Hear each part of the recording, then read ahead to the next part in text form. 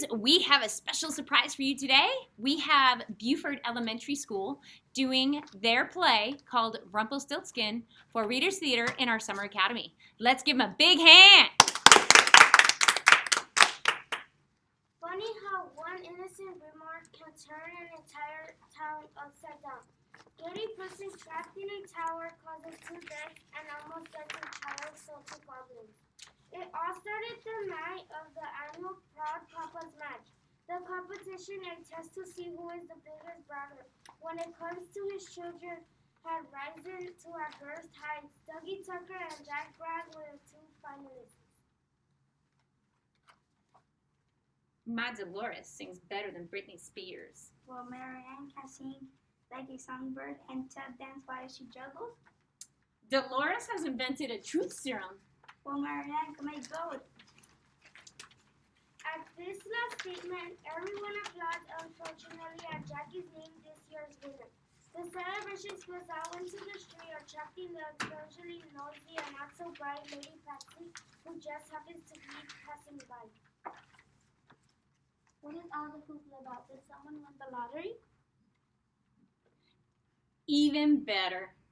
Jack's daughter has discovered how to make gold. Lady Patsy is unaware of the conflict that just had ended, takes the pub owner at his words and plies him for more information. 15 minutes later, she leaves the pub and hurries up to the castle, anxious to tell her old friend King Arrest what she learned. Are you certain you heard correctly? This young woman can make gold? I assure you can. They were celebrating hurriedly. The pub owner told me in confidence that Jack's daughter Marianne can make gold. How fortunate we are, Lady Patsy. Had you come pass by another time, we would have missed this good news. Now, all I have to do is trick the girl into becoming my own private gold mine. Don't you mean our gold mine? After all, I am going to discover that. Unfortunately for Lady Patsy, the king was very greedy and he didn't plan on sharing his gold with anyone. No one knows what exactly happened to Lady Patsy that night, but she was never seen or heard from again. 2 days later, Jack burst into the pub with the news that Marianne wants to be the new headship for the king. While Jack was busy receiving congrats and well wishes at the pub, Marianne made her way up to the castle for what she thought was a dream come true. I am the new head chef to the king. The tired-looking doorman shows her the way through the ground entry and up the fancy staircase. She eagerly follows him up and up to the tower entrance.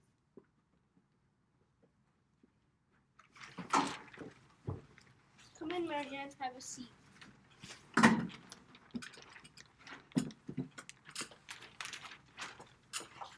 The contrast between the tower rooms and the beautiful decor in the rest of the castle was striking. A rickety old table, a mattress, and a chair were the only furnishings in the room. This was definitely not the castle kitchen. Good evening, Your Majesty. I am your new head chef, Marianne Bragg. There must be a mistake. I don't need a new head chef. Excuse me? Don't take offense, my dear. I understand you are quite skilled in the kitchen, but I brought you here for another matter. Go! You are here to make me gold. What? But I don't know how to make gold. Don't play dumb with me, girl. I know all about your special talent. From now on, you'll be only making gold for me. You're crazy. There's no way I'm making any gold for you. Not now, not ever. You best be careful what you say to the king, Marianne. If this room isn't filled with gold by morning, I may have to resort to some threats of my own. You wouldn't want anything to happen to your father now, would you? The king stamps angrily out of the room, locking the door behind him. Marianne pounds against the door, but no one responds to her cries for help. This is a total nightmare. I can't make gold. Who on earth can make gold? Crackle, pop, poop. A funny-looking man appears before her. Who are you? Where did you come from? I heard in my head those words that you said. If your problem is true, I'll make gold for you. I need your help. The king believes I can make gold, and he's keeping me a prisoner until I do. He's threatened to kill my father if I don't fill this room with gold by morning. Something for you is something for me. The gold that I make should set you free, and for this service I will need a check. I'll just take that gold chain from around your neck. Marian clutched at her necklace protectively. My mother gave this to me. I would hate to part with it. Keep the necklace if you must. Losing your father would be unjust. Marianne quickly hands over her precious necklace, and instantly the room is filled with gold. Believing she has secured her freedom, she lies down on the lumpy mattress and dreams of her release in the morning.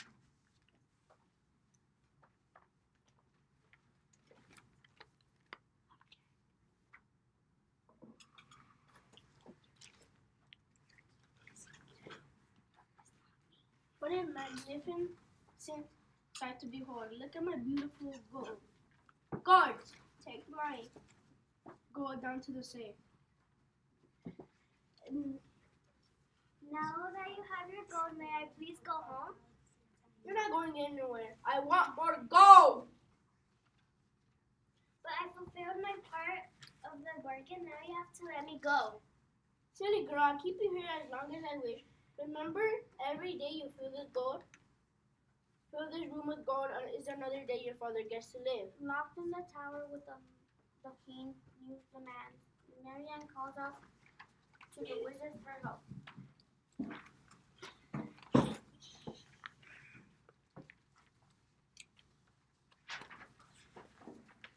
I'll fill this room with the gold. I'll fill this room with gold for the king in exchange for your bright ruby ring.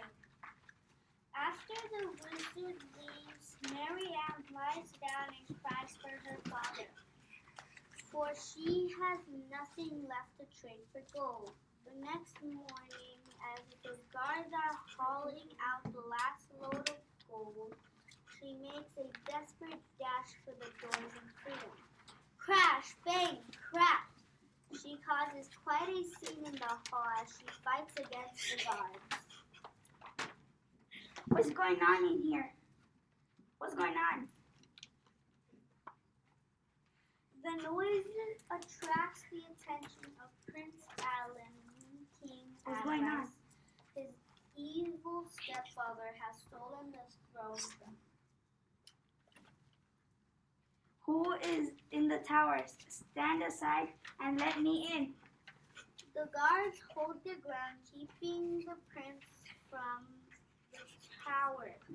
The prince decides to try a different route and goes back downstairs, where he slips out the window and climbs the tower to the barred windows above. He arrives just in time to witness Marianne's meeting with the wizard. I need more gold, but I have nothing left to trade. Having nothing to trade is not a crime. I can collect my prize another time. I would gladly trade with you at a later day if you agree to supply as much gold as the king desires. Marianne's request for an endless supply of gold demands a heavy price, and the wizard thinks long and hard to decide upon a fitting reward. Just one thing and I'll be done, and let's go for your firstborn son. Marianne agrees instantly. She no longer has to worry about gold. Her father will be safe, and because she expects to spend the rest of her life in the tower, she reasons she will never have a son to give to the wizard. Of course, she has no idea she is about to meet a prince. Hey, what's going on in here? Why are you being held captive? And who was that funny-looking man? Shocked at seeing the prince poke his head through the tower window, Marianne tells him her tragic tale.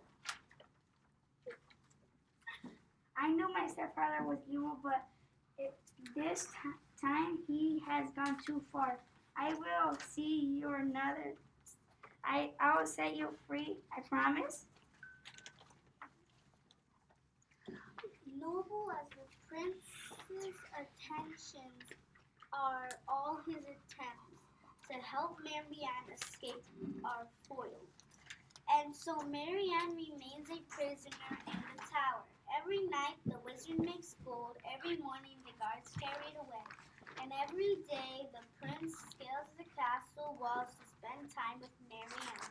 Day after day, week after week, their friendship grows until eventually it blossoms into love. Then one day, King Avrice has an unfortunate accident. He is crushed by the very gold he admires. No one mourns. As Prince Alan regains the throne, marries Marianne, and shares the gold with all of Scotland. Everything is perfect until...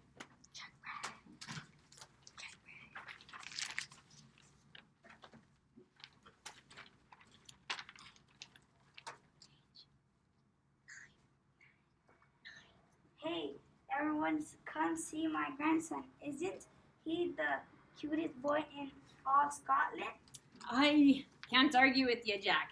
He definitely didn't inherit your looks. The pub buzzes with excitement as Jack passes around the photos of his brand new grandson. Meanwhile, up at the castle, Marianne's happy celebration is interrupted.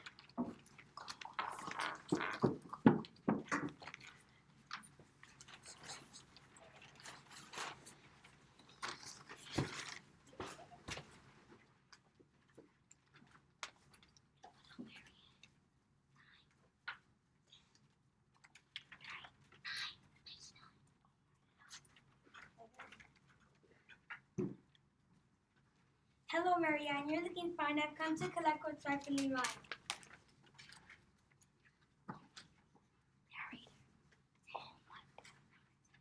All at once, the promise she made to the wizard so long ago comes rushing back to her. You can't be serious. You don't really expect me to give you my son? For 11 months, I've given you gold each day. Now it's time for you to pay. The wizard has no use for the boy and plans to sell him to goblins in 3 days anyway. It suits him to have Marianne take care of the child until then, so he concocts a foolproof plan. 3 days, you will have to tell me my name. If you guess wrong, your bet stays the same. If you should win, your son will stay, but when you lose, I'll take him away. As soon as the wizard leaves, Marianne immediately has the entire town scouring the countryside for clues to the wizard's name. Every morning, the townspeople set out in search of names, and every evening, Jack delivers a long list of names to Marianne.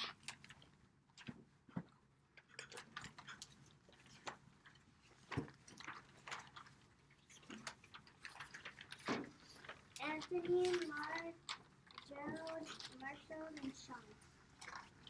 For hours he read name after name from A to Z.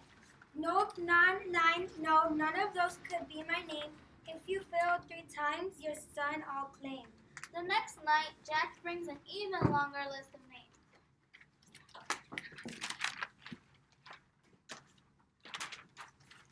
Angie, Bugaboo, Harako, Silky Pea, Narako, Tegan, Zuzu, and Drew. Marianne waits anxiously, hoping one of these unusual names is the wizard's. Nope, no, none of these could be my name. If you fail again, your son's fair game. Marianne is troubled. She is losing hope of ever saving her son. Don't worry, sweetheart. Everything will turn out all right. Jack has put on a brave face for his daughter, but as he trudges down to the village, he grows more and more discouraged. Overcome with grief, he falls between his sobs. Jack hears the faint sound of someone singing nearby.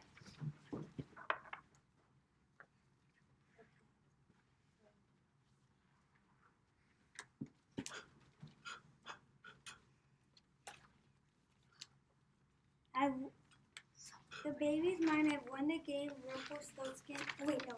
Something for you means something for me. Soon I'll have something beginning with B. Jack creeps through the bushes to see who is singing. The baby's mine. I've won the game. Rumplestiltskin is my name. Jack peers through the shrubs at the strange little man dancing around a magical fire. I can't believe my luck. I found the wizard's name. I know his name. Eager to share the news with his daughter, Jack clumsily steps on a twig, alerting the wizard.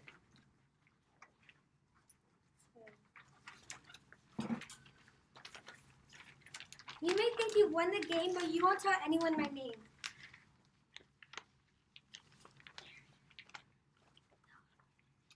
And with a flick of the wrist, the wizard has Jack bound and gagged and tied to the top of the tallest tree in the woods.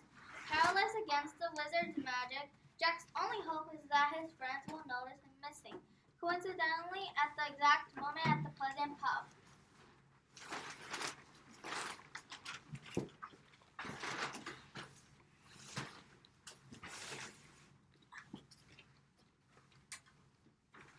Something's not right. Jack is over an hour late with today's list of names. Perhaps he discovered the wizard's name and now he's being held captive under a magical spell. Madame Fay is our only hope. The whole town follows Frank to the home of the local sorceress, Madame Fay. But before they have a chance to knock on her front door, she bursts out. I found Jack! Follow me!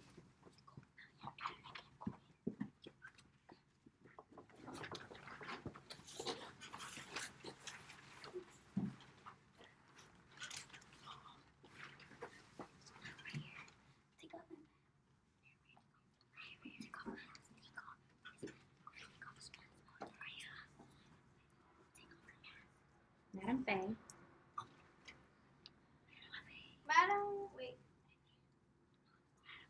Madame Fay leaves the town through the woods to where Jack. Rumplestiltskin. His name is Rumplestiltskin. Quickly, go tell Marianne there's not much time left. With only minutes to spare, the group races towards the castle. Madame Fay rushes ahead to whisper something into Marianne's ear, just in the nick of time.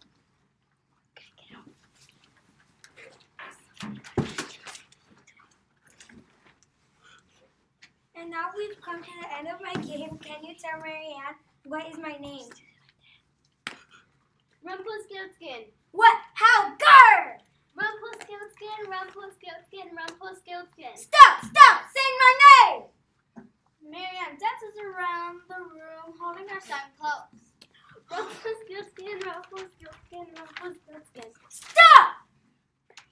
It turns out there was a reason the wizard kept his name a secret. Apparently, the sound of his name can destroy him. And as Marianne repeats his name with glee, smoke steams out of his ears, his eyes roll back, and poof! Rumplestiltskin is gone, leaving behind a small pile of dirt, a gold necklace, and a ruby ring. The baby was saved by Marianne's friends. And this is how this story ends. Everybody, take a bow. That was an excellent performance. All right, we hope you enjoyed Rumplestiltskin today. Stay safe, stay cool. Have a great summer, everybody.